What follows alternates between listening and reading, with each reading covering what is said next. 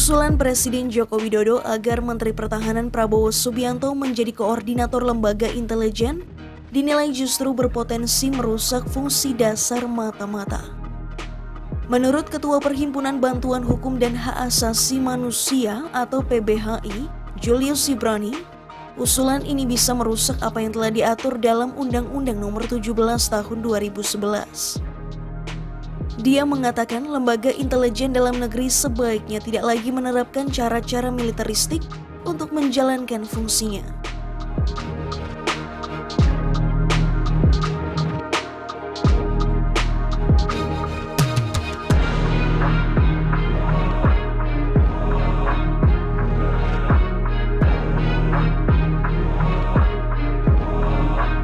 Julius menjelaskan, Undang-Undang Nomor 17 Tahun 2011 memaparkan fungsi intelijen sebagai bahan perumusan kebijakan dan strategis nasional.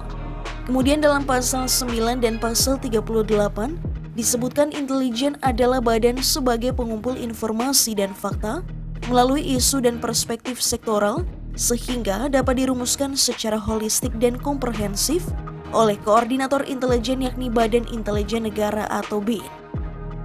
Lalu pada Peraturan Presiden Nomor 67 Tahun 2013 tentang Koordinasi Intelijen Negara, diatur relasi fungsi dan hierarki tersebut dalam pasal 3. Presiden Joko Widodo menugaskan Prabowo agar Kementerian Pertahanan jadi koordinator bagi lembaga informasi intelijen soal pertahanan dan keamanan. Pasalnya, selama ini informasi ini berasal dari banyak institusi seperti Badan Intelijen Negara hingga Kepolisian Republik Indonesia.